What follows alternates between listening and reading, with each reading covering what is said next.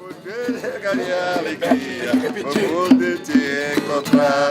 Tem gente que diz um dia, talvez eu venha chorar. Tem gente que diz que um dia, talvez eu venha chorar.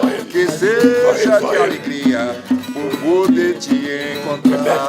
Que seja de alegria, por poder te encontrar.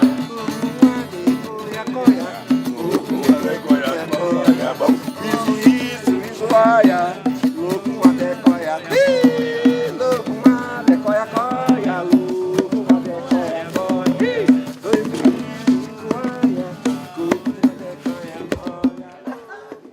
O Zé dos Rios é um poeta, ator, escritor, especialista em atividades inespecíficas, que lê, interpreta, representa, atua por pensamentos, palavras e linguagens não verbais desde 1945, independente das autoridades de plantão, requerimentos, currículos, projetos ou protocolo.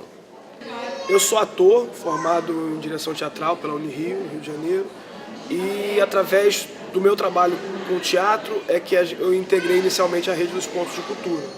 Faço parte do grupo Tá na Rua, do Rio de Janeiro, que é um grupo de teatro de rua que existe há 30 anos. E em 2005 nós fazemos parte do primeiro edital, né, de pontos de cultura. Assim que teve início o programa, a gente achou que aquele projeto tinha a ver com o que a gente desenvolvia, que poderia ser um fator de consolidação de várias atividades, principalmente da parte pedagógica do trabalho.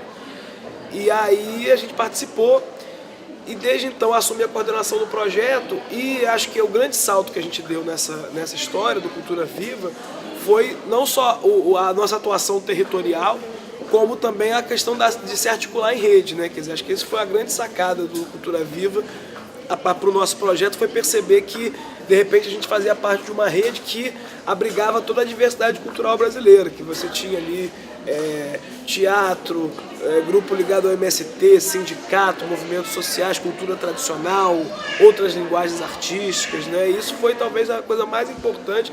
E aí, tanto o grupo quanto eu pessoalmente, a gente começou a ter um trabalho muito intenso de articulação da rede, né? A nível local no estado do Rio e também a nível nacional. Então a gente participou aí desde 2006, né, da construção do Fórum Nacional dos Pontos de Cultura.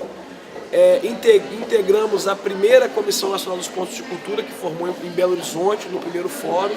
E aí, desde então, também a gente começou aí esse trabalho de articulação do Movimento Nacional dos Pontos de Cultura.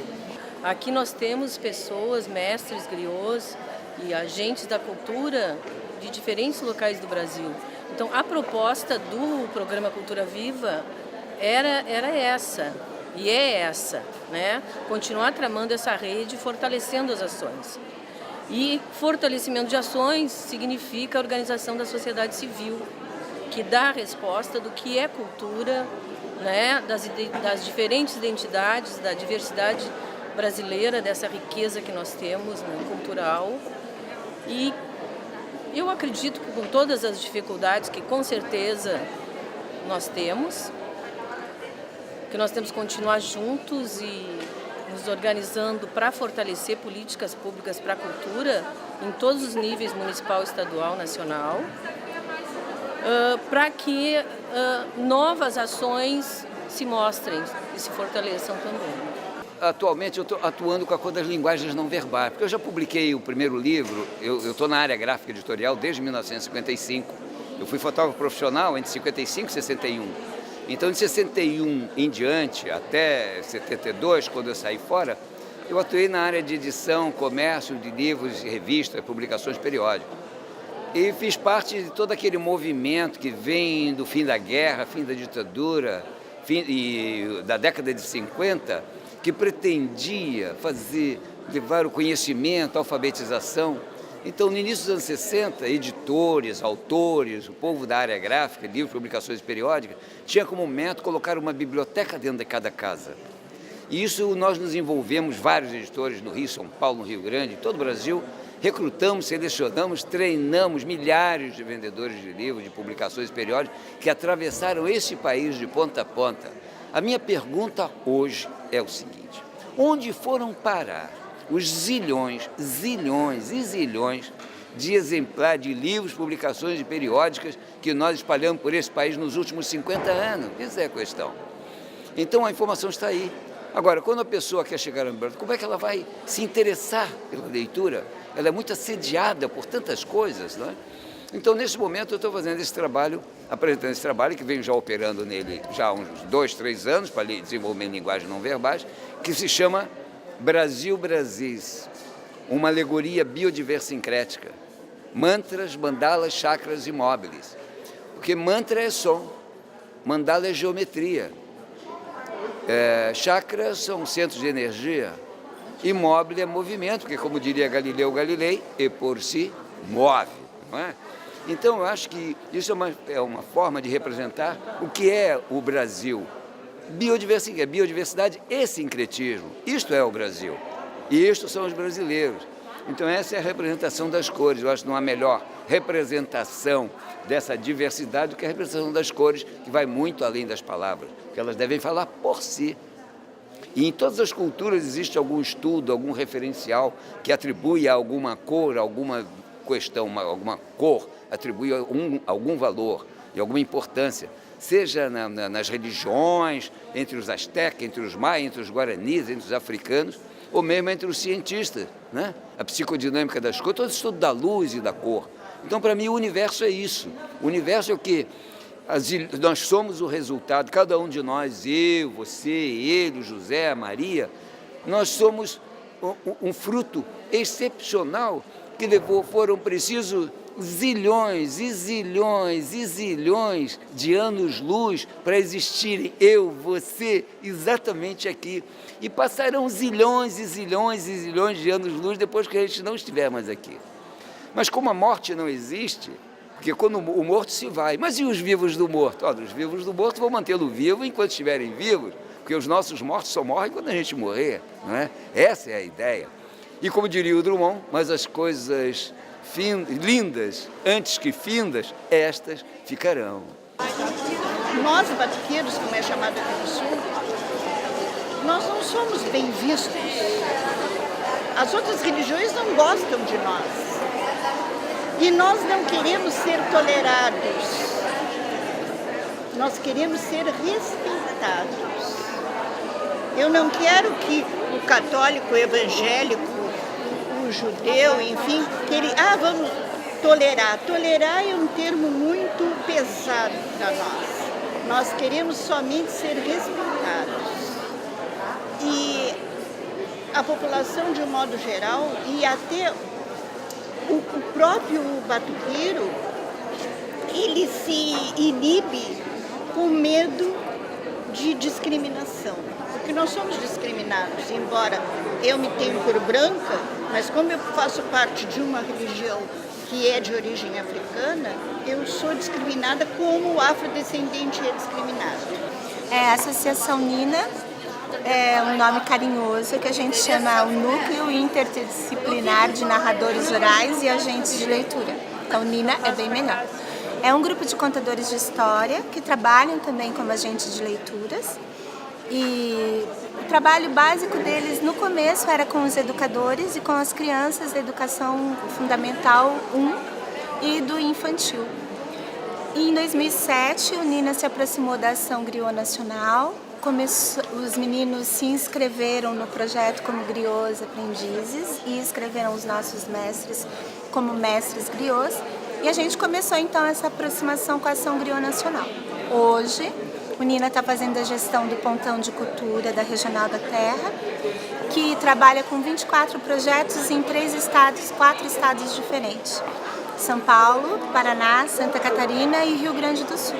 E é através desse projeto que a gente veio até aqui para realizar esse encontro da Regional da Terra, que é onde a gente está reunindo os mestres, os aprendizes griots e os griots para fazerem uma conversa de avaliação sobre o processo até aqui e para se organizar sobre o que vai acontecer daqui para frente. A Nina, então, fica como mediadora desse processo. Eu sou um jovem produtor cultural, faço parte da Rede Cuca da Uni, que são os Centros Universitários de Cultura e Arte, que desenvolvem trabalhos nas universidades com estudantes e com os pontos de cultura, com a rede dos pontos de cultura.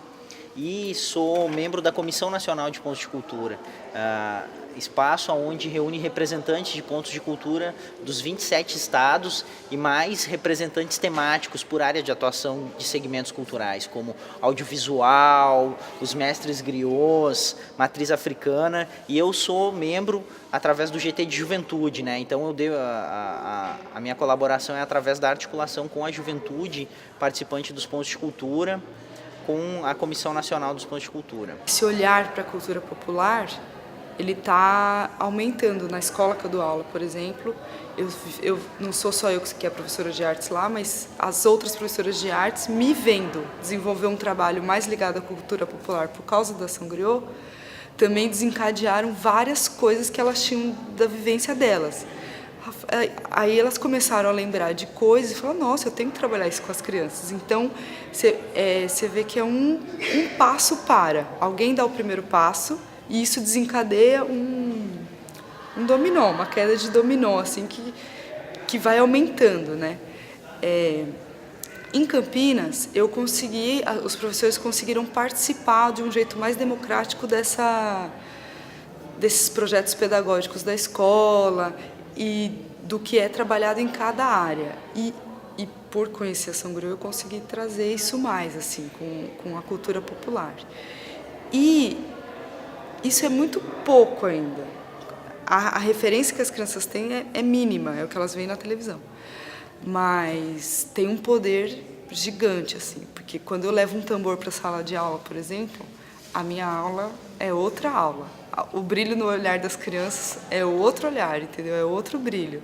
E o interesse dela pela coisa em si que eu quero falar ou tocar também é outro. Então, sinceramente, eu acho que é uma coisa bem revolucionária para a escola. Ô, Durval velho, aonde tu chegas, zum, zum, zum. Ô, Durval velho, aonde tu chegas, zum, zum, zum. Aí eu vou e digo, e é 15, 14, 13, 12, 11, 10 e 9, falamos quando chove nas águas de Garanhuns, passo pretendo, mas que tem um vinco no bico, é 8, 7, 6, 5, 4, 3, 2 e 1. Ô, Durval velho, aonde tu chegas, zum, zum, zum. Ô, Durval velho, aonde tu chegas, zum, zum. Todos nós tivemos a oportunidade de participar desse processo da rede do Cultura Viva, dos pontos de cultura.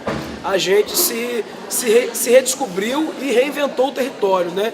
Porque eu acho, inclusive, que o eixo Rio-São Paulo talvez tenha sido o que mais demorou a entender esse processo. Até por estar ali consolidado em determinadas estruturas de produção e de empreendimento cultural, né, ligado a uma cultura da indústria e das elites culturais, demorou-se a perceber esse processo. Quem através dos pontos de cultura teve a oportunidade de sair, de percorrer o Brasil, pôde perceber que o que estava fora do eixo, vamos dizer assim, né, as outras regiões e tal, descobriram e se apoderaram com mais propriedade, com mais força do conceito da chave do Cultura Viva. Eu acho que não é à toa que, por exemplo, aqui no Rio Grande do Sul, aqui a Rede Geribanda, quer dizer, são já produtos que a rede gerou, resultados que já extrapolam o próprio espectro governamental do programa, né? Já é uma coisa onde já entranhou, já enraizou na sociedade, e novas redes começam a se constituir inspirados nesse conceito, nessa filosofia, não só em diversas regiões do Brasil, como inclusive no exterior, que é um processo que a gente tem acompanhado com muita atenção agora também, que é a inspiração que a Cultura Viva vem dando a movimentos culturais nos outros países, especialmente na América Latina, né? O Arte Estação, como organização civil, tem 8 anos. Como ponto de cultura, cineclube, fanzinoteca Mutação e tantos editais que nós conseguimos, né, sermos contemplados, ele realmente se firmou em meio a essa multidão de culturas no Brasil. E é mais uma, né? A Arte Estação está junto, lado a lado, ombro a ombro, como um representante da cultura brasileira.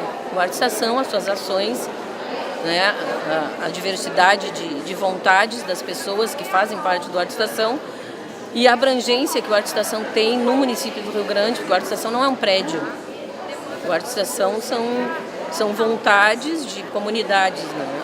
E foi crescendo com essa cooperação dessas muitas pessoas que foram surgindo. Acho que é fundamental, né, de extrema importância, né, essa conexão, essa busca desse resgate da conexão da passagem dos saberes, né, que se dá pela oralidade, enfim, através de contos, de contação de história, de ritos, de atos, né, que os mestres desenvolvem e carregam, né, com sua narrativa, essa conexão com os jovens, estarem juntos, participando de vivências, encontros, atos e atividades, né. Acho que isso só reforça o elo de ligação nossa e assim vai se expandindo e se perpassando, né.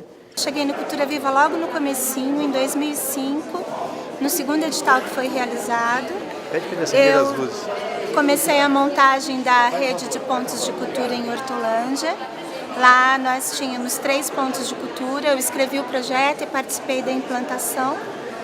Dali eu tive a felicidade, saindo de Hortolândia, de participar de uma seleção da SCC para o projeto Interações Estéticas e fui trabalhar então como consultora do PNUD, da ONU. O Interações era um projeto que era de abrangência nacional. Ao todo, nos 3 editais que foram realizados, foram contemplados mais de 300 projetos. E eles propunham a residência de artistas, dos diferentes segmentos artísticos, nos pontos de cultura. Dentro de Interações, eu fazia o acompanhamento dos trabalhos que eram da região sudeste do estado de São Paulo, e da região sul dos 3 estados, Paraná, Santa Catarina e Rio Grande do Sul. Então, no primeiro momento, a gente fez mais uma aproximação com os projetos e com os artistas.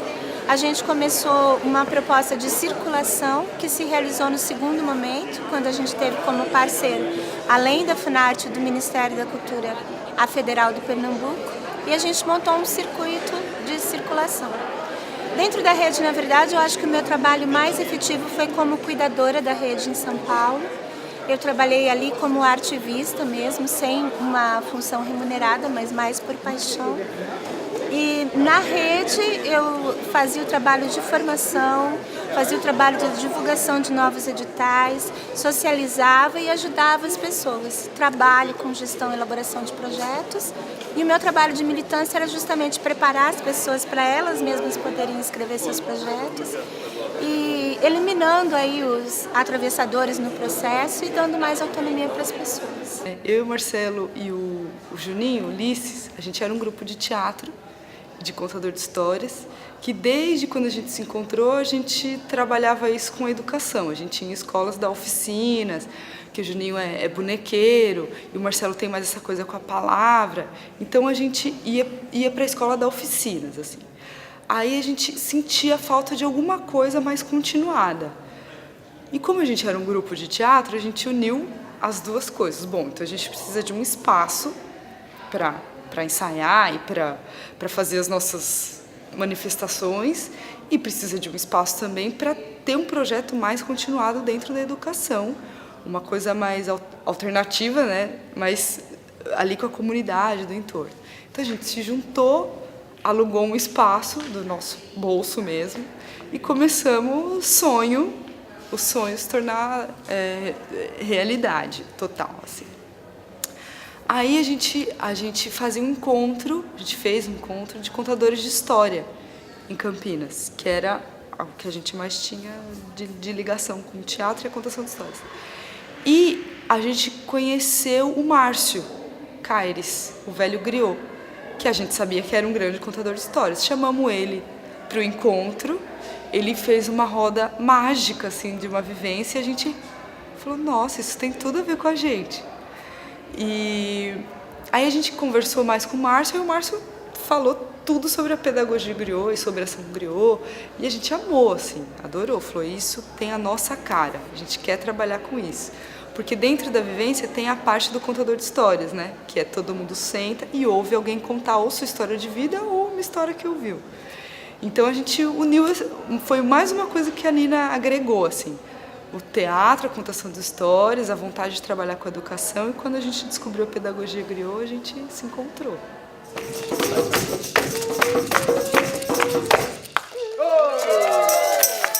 Eu acho que a gente está vivendo um renascimento da força do programa pela rede, pela base. Eu acho que o que demonstra a exatidão, né, da equação do Cultura Viva, né, de autonomia, de protagonismo, de empoderamento, porque mesmo com o retrocesso nas políticas culturais do Ministério da Cultura, que é um retrocesso claro de diminuição de orçamento, de falta de prioridade a isso aí, as redes têm conseguido dar demonstração de força muito grande, e o ano de 2011 foi um ano difícil, de uma readequação num cenário inicialmente desfavorável, mas eu acho que os pontos de cultura estão transformando a fraqueza em força e estão impulsionando novamente um grande movimento de rede que vai de baixo para cima e de dentro para fora, de fora para dentro, contaminar as estruturas de poder, contaminar positivamente. Eu acho que isso está acontecendo e tem sido um resultado muito positivo e uma perspectiva que eu acho que aponta para esse ano, para o ano que vem, o próximo período aí. Essa conexão, essa iniciativa é muito importante da academia com a sociedade civil, com a comunidade no geral. Acho que a Universidade de Rio Grande está conseguindo, tá buscando cumprir seu papel social, né? E os pontos de cultura são talvez a melhor maneira de se expressar isso, né? A gente rotula as culturas, né? A gente tem essa mania. Então, o Rio Grande do Sul, para mim, era uma cultura, era o típico gaúcho, fechar o olho e ver o gaúcho lá com a roupa típica e tal. E vindo para cá, a gente conhece tanta gente, até do Quilombo do Supapo, que a gente encontrou, e vê que não é nada disso, assim. É isso também, mas tem várias outras vertentes. E isso faz eu criar uma outra relação com a cultura do Sul, assim, e acredito que vice-versa, né? Realmente é bem diferente e a pedagogia griot e ação griot, ela permite isso, assim, de o que você tem na sua região, você trabalha com isso. Não necessariamente, se eu não tenho tambor na minha região, eu tenho que trabalhar o tambor. Se eu tenho coisas mais manuais, eu trabalho a pedagogia griot e a educação de forma mais manual, né? Aqui no Sul, o terreiro, ele não precisa ter uma área muito grande, como acontece no candomblé. No candomblé, eles têm que ter um território muito grande. E nós aqui no Sul, não. Para nós, ainda nós temos o tipo do batuque aqui, ainda é fundo de quintal. É no fundo da casa que nós fazemos um salão e ali nós fazemos os nossos rituais, a nossa liturgia, reverenciando a natureza, né? Porque a minha religião reverencia a natureza. Nós não precisamos de grandes espaços, então isso aí facilita com que as pessoas tenham, num terreno de 12 por 30, elas consigam ter um terreno. Que construam ali um terreiro. E outra também, eu acho que por aqui começou, o Rio Grande era o porto oficial para a entrada de escravos. Então a religião afro deve ter começado, embora não tenhamos registro oficial, mas ela deve ter começado na cidade de Rio Grande. E por isso também essa diversidade de maneiras de culto, eu vou te explicar assim, que nós chamamos de nações. Essa diversidade grande de nações que nós temos aqui em Rio Grande. O programa agora está num momento de tensão, mas eu acho que é uma tensão produtiva, né? Está expandindo, o crescimento na América Latina toda, ele é maravilhoso. A gente hoje vê surgindo uma nova rede, que é a rede de cultura viva comunitária, e eu acredito que daí vem um novo impulso, que é na verdade muito mais independente, muito mais ligado à sociedade civil, menos dependente do poder público. Acho que é um momento que traz muita atenção, porque não vejo muita perspectiva de circulação de recurso público dentro da rede. Eu acho que as pessoas vão ter que prender um pouquinho a respiração. Quem tiver mais capacidade de manter o fôlego vai sobreviver. Então, por isso mesmo é um momento em que a gente tem que de todas as formas, promover a troca, a aproximação, o calor, o afeto, que a gente sabe que é o que é mais importante para a nossa rede, para se fortalecer para esse segundo momento. Aqui no Rio Grande do Sul a gente está tendo a felicidade, né, de ver a Lei dos Mestres indo já para a Assembleia Legislativa Estadual, e eu acho que esse vai ser o grande mote daqui para frente, aprovar a Lei Cultura Viva Nacional. Acho que a gente tem perna e tem crença suficiente para isso. E vai ser importante também, porque é de fato um momento de independência do poder público. Eu acho que nós temos que ser assim, o mais abertos possível. Nós temos que não perder a nossa essência, aquela nossa vontade, a nossa crença que é no coletivo que a gente se constrói e não na individualidade. E eu acho contra essa visão capitalista de cultura, que cultura não é capital. E eu acredito que eles têm que... Eu acho que o coletivo, fortalecer o coletivo, para mim é o mais importante. E que realmente os projetos, as ações implementadas pelos pontos têm uma ligação direta com as pessoas que fazem parte desse ponto, né? E com a coletividade, com a comunidade do entorno. Antigamente, aqueles morros não tinham nome. Foi pra lá o elemento homem, fazendo barraco, batuque e festinha. Nasceu Mangueira, Salgueiro, São Carlos e Cachoeirinha. Oh, nasceu Mangueira, Salgueiro, São Carlos e Cachoeirinha. Mas no mesmo embalo nasceu Cantagalo, Pavão, Pavãozinho. Morro da Guarda, Macedo, Sobrinho. Santa Marta, Providência, querida Rocinha. E assim nasceu uma cidade alta no Rio de Janeiro. E esse samba fala em pelo menos 52 morros do Rio de Janeiro, e no outro, as favelas que eu não falei, tem mais 50 morros. E você imaginar que o Brasil tem 5.564 municípios, pelo menos 4.000 municípios, tem menos moradores que a menor favela da cidade do Rio de Janeiro, que não é nem considerado o bairro da cidade. Que horror, né? Como se fosse tudo ET. Né? Tudo é teu, ocupem a herança da princesa. Então eles ocuparam, e assim nasceu uma cidade alta. Nossas roupas comuns, dependuradas ao céu, qual bandeiras agitadas, parecia um estranho festival.